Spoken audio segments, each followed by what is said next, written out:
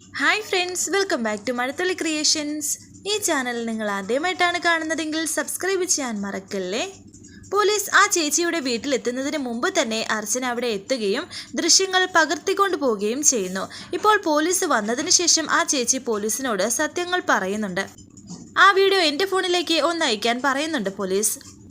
ആ സ്ത്രീ ആരാണെന്നാ പറഞ്ഞത് എന്ന് പോലീസ് ചോദിച്ചപ്പോൾ ആ ചേച്ചി പറയുന്നു, ആദ്യം വന്നപ്പോൾ ഒരു പേര് പറഞ്ഞിരുന്നു, പക്ഷേ ഇപ്പോൾ എനിക്കത് ഓർമ്മയില്ല. വണ്ടി ഇടിച്ച ആളുടെ സഹോദരി അങ്ങനെ എന്തോ ആണ് പറഞ്ഞത്. പോലീസ് മനസ്സിൽ വിചാരിക്കുന്നു, വണ്ടി ഇടിച്ച ആളുടെ സഹോദരി ആള് കൊള്ളാലോ.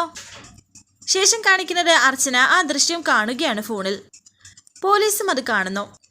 ഈ വിഷ്വലിൽ കാണുന്നവന്റെ ഫോട്ടോ എല്ലാ സ്റ്റേഷനിലേക്കും അയക്കണം. ആരെങ്കിലും തിരിച്ചറിഞ്ഞാൽ അത് വെച്ച് നമുക്കവനെ കണ്ടുപിടിക്കണം. പിന്നെ വണ്ടി നമ്പർ RD ഓഫീസിൽ തിരക്കണമെന്നും ഒക്കെ പറഞ്ഞേൽപ്പിക്കുകയാണ് പോലീസ്. ഈ സമയം അർച്ചന സച്ചിയോട് ഈ കാര്യങ്ങളൊക്കെ പറഞ്ഞിരുന്നു. എന്നിട്ട് പറയുന്നു, മനഃപൂർവ്വം അനൂപേട്ടനെ ഉപദ്രവിച്ചത് അപകടത്തിൽപ്പെടുത്തിയത് തന്നെയാണ്. ആരാന്ന് ഞാൻ പറയേണ്ട കാര്യമില്ലല്ലോ എന്നൊക്കെ അർച്ചന പറയുമ്പോൾ സച്ചി അതിനെപ്പറ്റി ആലോചിക്കുന്നു. പോലീസ് എന്തായാലും അവരുടെ രീതിക്ക് അന്വേഷിക്കട്ടെ, എങ്കിലും ACPയോട് ഇതിനെപ്പറ്റി പറയുന്നത് ഒന്ന് നല്ലതാണെന്ന് തോന്നുന്നു എന്നൊക്കെ അർച്ചന പറയുന്നു. എങ്കിലും എടുത്ത് ഇത്ര ദുഷ്ടയായി പോയല്ലോ. ഇതൊന്നും തിരിച്ചറിയാനാകാതെ ഇത്രയും നാള് അവരെ അമ്മയുടെ സ്ഥാനത്ത് കൊണ്ട് നടന്നതിനുള്ള ശിക്ഷയായിരിക്കും ഇതെല്ലാം എന്ന് സച്ചി പറയുമ്പോൾ അർച്ചന പറയുന്നുണ്ട്, നമ്മുടെ കാണുന്ന മനുഷ്യരല്ല ചുറ്റുമുള്ളത്. ബന്ധങ്ങൾ നിലനിർത്തുകയും പിരിക്കാൻ കഴിവുള്ള ഒന്നുമാണ് സമ്പത്ത്. പണത്തിനും സമ്പത്തിനും വേണ്ടി പ്രതീക്ഷിക്കാത്ത ആളുകളുടെ മനസ്സ് വരെ മാറിയെന്നിരിക്കും. ഇത്രയൊക്കെ ചെയ്ത് കൂട്ടണമെങ്കിൽ ഏട്ടത്തേക്ക് പണത്തിനോട് എത്രമാത്രം ആർത്തിയുണ്ടെന്ന് ഒന്ന് ആലോചിച്ച് നോക്കിയേ. അച്ഛനെ നന്ദേട്ടനെ ഓർത്ത് മാത്രമാണ് ഞാൻ ഇപ്പോഴും ഒന്നും മിണ്ടാതെ നിൽക്കുന്നത് എന്ന് സച്ചി പറയുന്നു. ഇതെല്ലാം ഒറ്റയടിക്ക് പറഞ്ഞാൽ താങ്ങില്ല ആ പാവത്തിന്. മനസ്സ് തകർന്ന് അച്ഛൻ എന്നേക്കുമായി നമ്മുടെ വീട് വിട്ട് പോവുകയും ചെയ്യും എന്നൊക്കെ സച്ചി പറയുന്നു. പക്ഷേ അവസാനം ഒരു നിവൃത്തിയില്ലെങ്കിൽ അത് തന്നെ ഞാൻ ചെയ്യുമെന്നും സച്ചി പറയുന്നു. എങ്കിൽ നമുക്കത് നേരത്തെ ആവാറുന്നല്ലോ സച്ചിയേട്ടാ. ഇലയ്ക്ക് മുള്ളിനും കേടുവരാത്ത രീതിയിലെല്ലാം അവസാനിപ്പിക്കാൻ വേണ്ടിയല്ലേ നമ്മൾ ശ്രമിക്കുന്നത്. ചിലപ്പോൾ ഇന്നല്ലെങ്കിൽ നാളെ അത് അങ്ങനെ തന്നെ ആയിരിക്കും അവസാനിക്കുന്നതെന്നും അർച്ചന പറയുന്നുണ്ട്. ഈ സമയം സച്ചിയുടെ കോളിലേക്ക് ഒരു കോള് വന്നു. തൻ്റെ ഊഹം കറക്റ്റാണ്. ആ വിഷ്വലിൽ കാണുന്ന വണ്ടിയുടെ നമ്പർ ഫേക്ക് ആണെന്ന് പറയുന്നുണ്ട്. അപ്പോൾ ഒന്നുകൂടി ഉറപ്പിക്കാം, മനഃപൂർവ്വം പ്ലാൻ ചെയ്ത് നടത്തിയ ആക്സിഡന്റ് തന്നെയായിരുന്നു ഇതെന്ന്. ശേഷം കാണിക്കുന്നത് നെല്ലിശ്ശേരിയിൽ രാത്രി സേതുമാധവൻ ചിലരെയൊക്കെ വിവാഹത്തിന് ക്ഷണിക്കുകയാണ്. ഫോണിലൂടെയാണ് വിളിക്കുന്നത്. ഫോണിലൂടെ വിളിച്ചു എന്ന് കരുതി വിവാഹത്തിന് വരാതിരിക്കരുത് എന്നൊക്കെ പറയുന്നുണ്ട് അവരോട്. ഫോൺ വെച്ചതിന് ശേഷം സ്നേഹ അവിടേക്ക് വരുന്നു. എന്താച്ചാ വരാൻ പറഞ്ഞത് എന്ന് ചോദിക്കുമ്പോൾ സേതുമാധവൻ പറയുന്നുണ്ട്, ഒരു പ്രധാനപ്പെട്ട കാര്യം പറയാനുണ്ടായിരുന്നു. ധനുഷിനോടും കൂടി ഒന്ന് വരാൻ പറഞ്ഞിരുന്നു, വരട്ടെ എന്നിട്ട് പറയാം. ധനുഷും അവിടേക്ക് വന്നു. എൻ്റെ സാർ എന്താ വരാൻ പറഞ്ഞത് എന്ന് ധനുഷ് ചോദിക്കുന്നു. പറയാം, നിങ്ങളുടെ വിവാഹത്തിന് മുമ്പ് നിങ്ങൾ രണ്ടുപേരും കൂടി ഒരു സ്ഥലം വരെ ഒന്ന് പോകണമെന്ന് സേതു. അവൻ്റെ ഗെയിം അവിടേക്ക് ഇറങ്ങി വരുന്നു. അത് മറ്റെങ്ങുമല്ല, ഇവളുടെ അമ്മയുടെ വീടിനടുത്തായിട്ട് ഒരു കുടുംബക്ഷേത്രം ഉണ്ടായിരുന്നു. ഇവളുടെ അമ്മയ്ക്ക് വലിയ വിശ്വാസമായിരുന്നു അവിടുത്തെ ആയിരവല്ലി തമ്പുരാനെ. എന്ത് പ്രാർത്ഥിച്ചാലും അത് സാധിക്കുമെന്നാണ് എന്നോട് പറഞ്ഞിട്ടുള്ളത്. അവളുടെ മരണശേഷം ഞാനും അങ്ങോട്ട് പോവാതെയായി. കുറച്ചുനാൾ വരെ അവിടെ വിളക്ക് കൊളുത്തിയിരുന്നില്ലായിരുന്നു. പൂജകളും വഴിപാടും ഒക്കെ മുടങ്ങിക്കിടന്ന ആ കുടുംബക്ഷേത്രം ഈ അടുത്ത് ഒരു നേർച്ചയ്ക്കായി പുതുക്കി പണിയുകയും നട തുറന്ന് പൂജിക്കാനും തുടങ്ങിയിരുന്നു. അതിൻ്റെ ഗുണങ്ങൾ ഈ വീട്ടിൽ ഉണ്ടായി എന്നുള്ളതാണ് സത്യം. വിവാഹത്തിന് മുന്നേ നിങ്ങൾ രണ്ടുപേരും കൂടി പോയി അവിടെ ഒന്ന് പോകണം. പ്രധാന വഴിപാടുകൾ ചെയ്ത് പ്രാർത്ഥിക്കുകയും വേണം. മുകളിലിരുന്ന് കാണുന്ന നിന്റെ അമ്മയ്ക്ക് വലിയ സന്തോഷമാകുമെന്നും സേതു പറയുമ്പോൾ, പോവച്ച ഞാനും ധനുഷും ഉറപ്പായിട്ടും പോകാമെന്ന് സ്നേഹ പറയുന്നു. അതെ സാർ, ഇവിടുത്തെ അമ്മയെ കാണാനുള്ള ഭാഗ്യം ഈശ്വരൻ എനിക്ക് തന്നില്ല. ആ അമ്മയ്ക്ക് അത്രയും വിശ്വാസമുള്ള ക്ഷേത്രത്തിലേക്ക് ഞങ്ങൾക്ക് പോകണം, ഉടനെ പോവും എന്നൊക്കെ ധനുഷ് പറയുന്നുണ്ട്. എൻ്റെ അഭിപ്രായത്തിൽ സാറും കൂടി വരണമെന്നാണെന്നും വർഷങ്ങൾക്ക് ശേഷം ഒന്നുകൂടി തൊഴാലോ എന്ന് ധനുഷ് പറയുമ്പോൾ സേതു പറയുന്നു, അത് ശരിയാവില്ല. ഞാൻ വർഷങ്ങൾക്ക് ശേഷം അവിടെ കാല് കുത്തുമ്പോൾ ഓർമ്മിക്കാൻ ഇഷ്ടമില്ലാത്ത പലതും എന്നെ ഓർമ്മപ്പെടുത്തി എന്ന് വരും. ഞാൻ ഒറ്റയ്ക്ക് വീണ്ടും ചെന്ന് അതൊരു ദുരിതമായി മാറാതെ ഞങ്ങൾ ഒന്നിച്ചു പോയ ആ നല്ല ഓർമ്മകൾ എന്നിൽ എന്നും ഉണ്ടാവുന്നതാണ് എനിക്കിഷ്ടം. അനുഭവത്തേക്കാൾ ഭംഗി പലപ്പോഴും ഓർമ്മയ്ക്കാണല്ലോ എന്നും സേതു പറഞ്ഞിട്ട് അവിടെ നിന്നും എഴുന്നേറ്റ് പോകുന്നുണ്ട്. സ്നേഹയും പോകുന്നു. ധനുഷ് അതിനെപ്പറ്റി ആലോചിച്ചവിടെ നിൽക്കുമ്പോൾ അവന്തികയും ഇങ്ങനെ ആലോചിച്ച് മുകളിലേക്ക് വരുന്നുണ്ട്. തൊട്ട് മുന്നിൽ തന്നെ അനഘ നിൽക്കുന്നു. ഒരു പരിഹാസചിരിയുമായി അനഘ അവന്തികയുടെ മുന്നിലേക്ക് വന്നിട്ട് പറയുന്നു, താഴെ പറയുന്നത് കേട്ടിട്ട് ചേച്ചിക്ക് അങ്ങോട്ട് സഹിക്കാൻ പറ്റുന്നില്ലല്ലേ. ധനുഷും സ്നേഹയും കുടുംബക്ഷേത്രത്തിൽ പോയി തൊഴുന്നത് പോയിട്ട് ഇവിടുന്ന് ഒരുമിച്ച് അതിനു വേണ്ടി ഇറങ്ങുന്നത് പോലുമില്ല. അതിന് ചേച്ചി സമ്മതിക്കില്ല എന്ന് എനിക്കറിയില്ലേ. കാരണം ചേച്ചിയുടെ മനസ്സിൽ അത്രയ്ക്ക് പൊസസീവ്നെസ് ആണ്. ഇനി ഒരു പ്രയോജനമില്ലാത്ത ആ പൊസസീവ്നെസ്സും കൊണ്ട് ചേച്ചി നടക്കുന്നതിൽ ഒരു അർത്ഥവുമില്ല. അവരുടെ വിവാഹം കഴിഞ്ഞാൽ എല്ലാം കണ്ടും കേട്ടും ചേച്ചിക്ക് അറ്റാക്ക് വരും.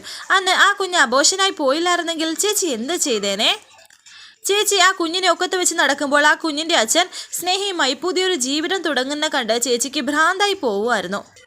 അന്ന് ഞാൻ പറഞ്ഞതാണ് ചേച്ചിയോട് ഇപ്പോഴും എനിക്ക് പറയാനുള്ളത്. ധനുഷ് ചേച്ചിയെ ചതിക്കും. എന്താ ശരിയല്ലേ എന്ന് പറയുമ്പോൾ അവൻ്റെ പറയുന്നു, ആര് ചതിച്ചാലും ആര് കൂടെ നിന്നാലും എൻ്റെ ലക്ഷ്യങ്ങൾ വേറെയാണ്.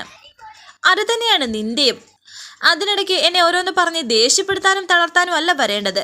ഇത് കേട്ട് അനഘ പറയുന്നു, എനിക്കിപ്പോൾ അങ്ങനെ ഒരു ലക്ഷ്യം ഇല്ല. കാരണം സേതുവങ്ങളും നന്ദേട്ടനും എൻ്റെ അച്ഛനെ ചതിച്ചുവെന്ന് ഞാൻ വിശ്വസിക്കുന്നില്ല. നിറവേറ്റാൻ പറ്റാത്ത ആ ലക്ഷ്യം ചേച്ചിയും മറക്കണം. അങ്ങനെ ചതിച്ചുവെങ്കിൽ എനിക്കും ചേച്ചിക്കും ഇങ്ങനെ ഒരു ജീവിതം ഇവിടെയുള്ളവർ തരില്ലായിരുന്നു. അതുകൊണ്ട് എപ്പോഴും പറയുന്നത് എനിക്കിപ്പോഴും പറയാനുള്ളൂ. ബാക്കിയൊക്കെ മറന്നിട്ട് ഇനിയെങ്കിലും സ്വന്തം കാര്യം നോക്കി ജീവിക്കാൻ നോക്ക്.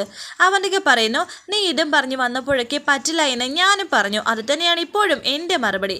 മുന്നേ പറഞ്ഞപ്പോഴൊക്കെ അതിൽ ചേച്ചിക്ക് ഒരു ഉറപ്പുണ്ടായിരുന്നു. ഇപ്പോൾ അത് പറയുമ്പോൾ ചേച്ചിക്കും സംശയമുണ്ട് അതൊക്കെ നടക്കുമോ എന്ന്. എനിക്ക് അനഘ പറയുമ്പോൾ അവന്തികയ്ക്ക് ചെറിയൊരു അങ്കലാപ്പ്, ഒരു ടെൻഷൻ പോലെയൊക്കെ നിൽക്കുന്നു. എനിക്കറിയാം ചേച്ചിയുടെ മനസ്സിൽ ഇപ്പോഴുള്ളത് ആ വിവാഹം മാത്രമാണ്. സ്വന്തമായി സ്നേഹിച്ച കാമുകൻ മറ്റൊരു സ്ത്രീയെ വിവാഹം കഴിക്കുന്നു എന്നൊരു ചിന്തയല്ലാതെ മറ്റൊന്നും ചേച്ചിയുടെ മനസ്സിലില്ല. ഒരു ചതിയന് മനസ്സും ശരീരവും കൊടുത്ത് എൻ്റെ ചേച്ചി ഒരു വെട്ടിയാകുമായിരുന്നു ഇതുവരെ. എന്ന് പറഞ്ഞാൽ ഈ കുടുംബം തകർക്കാൻ ആരെങ്കിലും വന്ന് കൂടെ നിൽക്കാമെന്ന് പറഞ്ഞ് അവർക്ക് ശരീരം വരെ കൊടുക്കാൻ എൻ്റെ ചേച്ചി തയ്യാറാവുമെന്നാണ് അതിനർത്ഥം എന്ന് പറയുമ്പോൾ എടി എന്ന് പറഞ്ഞ് അനക്ക് അടിക്കാൻ കയ്യൊങ്ങുകയാണ് അവന്തിക. എന്താ തല്ലുന്നില്ലേ? എനിക്കറിയാം തല്ലില്ലെന്ന്. കാരണം ഞാൻ പറഞ്ഞത് സത്യമാണ്. എന്നെങ്കിലും ഇവിടെയുള്ളവർ ഈ കഥകൾ അറിയുമ്പോൾ അവരും കരുതുന്നത് ഇത് തന്നെയായിരിക്കും. നന്ദേട്ടനെ ചതിച്ചതിന് ഈശ്വരൻ തന്ന ശിക്ഷയാണ് ഇതെന്ന് കരുതി സമാധാനിച്ചാൽ മതി. ഇതുകൊണ്ടൊന്നും തീരാൻ പോകുന്നില്ല, പലതും തുടങ്ങാൻ പോകുന്നതേ ഉള്ളൂ എന്നും അനഘ പറയുന്നു. ഇത്രയും പറഞ്ഞ് ദേഷ്യത്തോടെ അനഘ അവിടെ നിന്ന് പോകുമ്പോൾ വളരെ ദേഷ്യത്തോടെ അവന്തിക അനഘയെ നോക്കുന്നുണ്ട്. ദേഷ്യം മാത്രമല്ല, അവന്തികയുടെ മനസ്സിൽ ഒരു ചെറിയ ഭയവും വന്നിട്ടുണ്ട്. പിന്നീട് കാണിക്കുന്നത് ഹോസ്പിറ്റലിൽ ആതിരയുടെ അടുത്തേക്ക് അർച്ചന വന്നിരിക്കുന്നു. 7-ാം തീയതി സർജറി എന്ന് പറയുമ്പോൾ അന്നാണല്ലോ സ്നേഹയുടെയും വിവാഹവും. അന്ന് എങ്ങനെയാണ് സന്ദീപ് എന്നൊക്കെ അർച്ചന പറയുമ്പോൾ സന്ദീപ് പറയുന്നുണ്ട്, അതിനെന്താ കല്യാണം നടത്തണം. അപ്പോൾ സ്നേഹയുടെ വിവാഹത്തിന് നീ വരില്ലേ എന്ന് അർച്ചന. ഞാനെന്തിനാ അവിടെ വരുന്നത്? എനിക്ക് ഇഷ്ടമില്ലാത്ത വിവാഹത്തിന് പങ്കെടുക്കാൻ ഞാൻ വരില്ല ചേച്ചി. വരില്ല ഏട്ടത്തി, എനിക്ക് താല്പര്യമില്ല എന്നെ സന്ദീപ് പറയുമ്പോൾ അർച്ചന പറയുന്നു, അങ്ങനെ പറഞ്ഞാൽ അവളുടെ ഏട്ടനല്ലേ നീ, അപ്പോൾ നിനക്ക് ചില ഉത്തരവാദിത്തങ്ങളൊക്കെ ഇല്ലേ എന്ന് പറയുമ്പോൾ സന്ദീപ് പറയുന്നു, ഇല്ല, അവളുടെ മേലോ ഈ വിവാഹത്തിലോ ഒരു ഉത്തരവാദിത്തം ഉണ്ടെന്ന് എനിക്ക് വിശ്വസിക്കാൻ പറ്റത്തില്ല. രണ്ടും ഞാൻ എഴുതി തള്ളിയതാണ്. ഇനിയിപ്പോൾ ആതിരയുടെ സർജറി നടന്നില്ലായിരുന്നെങ്കിലും ഞാൻ വരില്ല. സർജറി അന്നായതുകൊണ്ട് മറ്റൊന്നിനെക്കുറിച്ചും ഞാൻ ആലോചിക്കുന്ന പോലുമില്ല. ഒരു കണക്കിന് രണ്ടും ഒരേ ദിവസമായത് നന്നായി. പോവാതിരിക്കാൻ ഒരു കാരണമായല്ലോ എനിക്ക് സന്ദീപേ, അതങ്ങനെയല്ല, നീ പോണം. അവിടെയുള്ളവർക്ക് ആഗ്രഹം കാണില്ലേ നീ ചെല്ലണമെന്ന്? നീ ചെന്നില്ലെങ്കിൽ ആ വൈരാഗ്യം ഒരിക്കലും അവരുടെ മനസ്സിൽ നിന്ന് മാറാൻ പോകുന്നില്ല. എൻ്റെ സർജറി നടക്കുമ്പോൾ സന്ദീപ് ഇവിടെ നിന്നിട്ടും കാര്യമില്ലല്ലോ, ഇവിടെ അച്ഛനും അമ്മയൊക്കെ ഉണ്ടല്ലോ, എന്നൊക്കെയും 1-2 മണിക്കൂറത്തെ കാര്യമല്ലേ ഉള്ളൂ. സന്ദീപ് പോകണം എന്നൊക്കെ ആതിര പറയുന്നു. തൻ്റെ സർജറി സമയത്ത് തൻ്റെ അടുത്ത് ഞാൻ വേണമെന്ന് തനിക്ക് ആഗ്രഹമില്ലേ? ഉണ്ടാവും, എനിക്ക് നന്നായിട്ടറിയാം. ഇനി അങ്ങനെയില്ലെങ്കിലും ഇവിടം വിട്ട് ഞാൻ എങ്ങോട്ടും പോകുന്നില്ല എന്നും സന്ദീപ് പറയുന്നു. ഈ വിവാഹം നടക്കരുതെന്ന് ഏറ്റവും കൂടുതൽ ആഗ്രഹിച്ച ആളാണ് ഞാൻ. അത് മുടക്കാനും നോക്കിയതാണ്. ഇങ്ങനൊരു അവസ്ഥയിലല്ലായിരുന്നുവെങ്കിൽ ഞാനതിന് ഇപ്പോഴും ശ്രമിക്കുമായിരുന്നു എന്നും, അങ്ങനെയുള്ള ഞാൻ അവിടെ ചെല്ലാനും അവരുടെ മാത്രം സന്തോഷത്തിൽ പങ്കെടുക്കാനും ഒരു തരത്തിലും ഞാൻ ആഗ്രഹിക്കുന്നില്ല. ഈ വിവാഹം നടന്നില്ലെങ്കിൽ അവനോടൊപ്പം ഇറങ്ങിപ്പോവെന്ന് എൻ്റെ മുഖത്ത് നോക്കി പറഞ്ഞതാണ് എൻ്റെ അനിയത്തി. അവൾ അങ്ങനെ ഒരു നശിച്ച ജീവിതത്തിലേക്ക് ഇറങ്ങിപ്പോയെന്ന് ഞാനും കരുതിക്കോളാം. ഏടത്തിക്കും ആഗ്രഹമില്ലാതെയല്ലേ ഈ വിവാഹം നടക്കുന്നതും ഏടത്തി അതിന് പോകാൻ ഒരുങ്ങുന്നതും? മറ്റുള്ളവരുടെ വിഷമം നോക്കുന്നുണ്ടാണ് നമുക്കൊരു സമാധാനവും കിട്ടാത്തത്. ഇനിയിപ്പോൾ അവരൊക്കെ എന്തു വേണമെങ്കിലും കരുതിക്കോട്ടെ, എനിക്ക് എൻ്റെ ഭാര്യയും ജനിക്കാൻ പോകുന്ന ഞങ്ങളുടെ കുഞ്ഞുമാണ് ഏറ്റവും വലുത് എന്നൊക്കെ സന്ദീപ് പറയുന്നു. കമലയും മാഷും അവിടേക്ക് വരുന്നുണ്ട്. അച്ചു വന്നോ എന്നൊക്കെ ചോദിക്കുന്നുണ്ട് രണ്ടുപേരും. കുറച്ചു നേരമായി അർച്ചനയും ഞങ്ങൾ വീട് വരെ പോയിരുന്നു. എന്തായി അവിടുത്തെ കല്യാണ തിരക്കൊക്കെ എന്നൊക്കെ കമല ചോദിക്കുമ്പോൾ 7-ാം തീയതിയാണ് വിവാഹം, അതിനെപ്പറ്റിയാണ് ഞങ്ങളിപ്പോൾ സംസാരിച്ചു കൊണ്ടിരുന്നത്. അന്ന് ഇവളുടെ സർജറി അല്ലേ അപ്പോൾ എന്നൊക്കെ അർച്ചന പറയുമ്പോൾ അതിനെന്താ സന്ദീപ് പോയിക്കോട്ടെ, ഇവിടെ ഞങ്ങളെല്ലാവരും ഉണ്ടല്ലോ. അല്ലെങ്കിൽ തന്നെ നിർബന്ധമായി പോകാനുള്ള ഒരു ചടങ്ങല്ലേ അത് എന്ന് മാഷ്. അവൻ വരുന്നില്ലെന്നാ പറയുന്നത്. വരുന്നില്ലെന്ന് പറയുന്നവന് നമ്മൾ എങ്ങനെ കൊണ്ടുപോകാനാ? ഈ കാരണത്താൽ അവിടെ ചില സംസാരങ്ങൾ തുടങ്ങിയിട്ടുണ്ട് എന്നൊക്കെ അർച്ചന പറയുന്നു. അത് പിന്നെ ഉണ്ടാവാതിരിക്കുമോ? പെട്ടെന്ന് തീരുമാനിച്ച വിവാഹമല്ലേ, അപ്പോൾ പിന്നെ ആ സ്ഥാനത്ത് വിവാഹം നടത്താൻ ആരെങ്കിലും വേണ്ടേ? ആതിര ഇങ്ങനെ ഒരു അവസ്ഥയിലായോണ്ട് ഇപ്പോൾ പോകാൻ പറ്റില്ല എന്ന് വിചാരിക്കേണ്ട. വിവാഹത്തിന് എന്തായാലും മോൻ പോകണമെന്ന് കമല. അമ്മേ, എന്തായാലും ഞാൻ പോവില്ല, എന്നെ അതിനാരും നിർബന്ധിക്കരുതെന്നും ഞാൻ എൻ്റെ വീട്ടിൽ നിന്നിറങ്ങി വൃന്ദാവനത്തിൽ വന്ന് താമസിക്കുന്നത് അതിരയോടൊപ്പം ഞാൻ വേണമെന്ന ഒറ്റ കാരണത്താലാണ്. ഞാൻ ഇവളുടെ സർജറി നടക്കുന്ന സമയത്ത് എനിക്ക് താല്പര്യമില്ലാത്ത അവരുടെ മാത്രം ആഘോഷങ്ങളിൽ പങ്കുചേരുക എന്ന് പറഞ്ഞാൽ അതിനർത്ഥം ഞാൻ എനിക്ക് പിറക്കാൻ പോകുന്ന എൻ്റെ കുഞ്ഞിനേക്കാൾ വലുതായി മറ്റു കാര്യങ്ങൾ വിചാരിക്കുന്നു എന്നല്ലേ? അങ്ങനെ ഇതിലും വലിയ കാര്യമല്ല എന്ന് എനിക്ക് ഉറപ്പുള്ളിടത്തോളം കാലം എനിക്ക് ഈ വിഷമോ പശ്ചാത്താപമോ ഇല്ല എന്ന് സന്ദീപ് പറയുന്നു. മോനെ, താല്പര്യമില്ലാത്തത് മോൻ്റെ മാത്രം കാര്യമാണ്. വിവാഹത്തിന് വരുന്നവർ കരുതുന്നത് ഭാര്യ വീട്ടുകാർ പറയുമോ അവരുടെ താല്പര്യത്തിനനുസരിച്ചോ മോൻ ചെന്നില്ല എന്നായിരിക്കും. പലരും പല അഭിപ്രായങ്ങൾ പറഞ്ഞുണ്ടാക്കും. എന്തിനാ മോനെ അതിന് അവസരം ഉണ്ടാക്കി കൊടുക്കുന്നതെന്ന് മാഷ്. പോവാൻ പറ. നാട്ടുകാർ എന്ത് വിചാരിക്കും എന്നത് എൻ്റെ ക്വസ്റ്റ്യൻ അല്ല, അതിലും കൂടുതൽ വിചാരിക്കുന്നത് എൻ്റെ വീട്ടുകാരായിരിക്കും. എഴുതി പറയുന്നത് പോലെ അവിടെ ആർക്കും ഒരു വിഷമമില്ല. ഈ നിമിഷം വരെ അവിടെ നിന്ന് ആരും എന്നെ ഒന്ന് വിളിച്ചിട്ട് പോലുമില്ല. അങ്ങനെ ഓർമ്മിക്കാത്തടുത്ത് സാന്നിധ്യം അറിയിക്കേണ്ട ഗതികേട് എനിക്കില്ല. നിങ്ങളാരും എന്നെ നിർബന്ധിക്കുകയും ചെയ്യരുത് എന്ന് സന്ദീപ് പറയുകയും അവിടെ നിന്ന് പോവുകയും ചെയ്യുന്നുണ്ട്. വെറുതെ മനഃപൂർവ്വം ദേഷ്യം കാണിക്കുന്നതാണ്. ഉള്ളിൽ അവന് വല്ലാത്ത വിഷമമുണ്ടെന്ന് എനിക്കറിയാം. എന്തൊക്കെ പറഞ്ഞാലും അനിയത്തിയല്ലേ. ഇവരുടെയൊക്കെ വലിയ സ്വപ്നമല്ലായിരുന്നോ സ്നേഹയുടെ വിവാഹം? എന്നൊക്കെ ആതിര പറയുമ്പോൾ അർച്ചന പറയുന്നുണ്ട്. ഒന്ന് ആലോചിച്ചാൽ അവൻ പറയുന്നതിലുണ്ട് കാര്യങ്ങൾ. അവൻ്റെ അവസ്ഥ എല്ലാവർക്കും അറിയാവുന്നതാണ് അവിടെ. എന്നിട്ടും ഈ വിവാഹം കുറച്ച് ദിവസം നീട്ടിവെക്കണമെന്ന് അവർക്ക് തോന്നിയില്ലല്ലോ. എപ്പോഴെങ്കിലും ഒറ്റയ്ക്ക് കിട്ടുമ്പോൾ അച്ഛനോട് സംസാരിക്കണം അതേപ്പറ്റി. ഇനിയിപ്പോൾ നീ അതേപ്പറ്റി സംസാരിച്ച് മുഷിപ്പീരാകണ്ട. അവരുടെ മകളുടെ കാര്യം അവൾ എന്താണെന്ന് വെച്ചാൽ തീരുമാനിക്കുക, നടത്തുകയോ ചെയ്യട്ടെ എന്നൊക്കെ കമലയും പറയുന്നുണ്ട്. പിന്നീട് കാണിക്കുന്നത് സച്ചി അർച്ചനയുടെ ഫോണിലേക്ക് വിളിച്ചു. താനിപ്പോൾ ഇവിടെ ഹോസ്പിറ്റലാണോ എന്ന് ചോദിക്കുന്നു.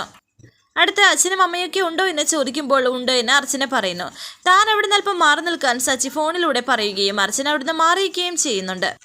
ആ ആക്സിഡന്റിലെ CCTV ദൃശ്യത്തിൽ ജീപ്പ് ഓടിച്ച ആളെ തിരിച്ചറിഞ്ഞിട്ടുണ്ട്.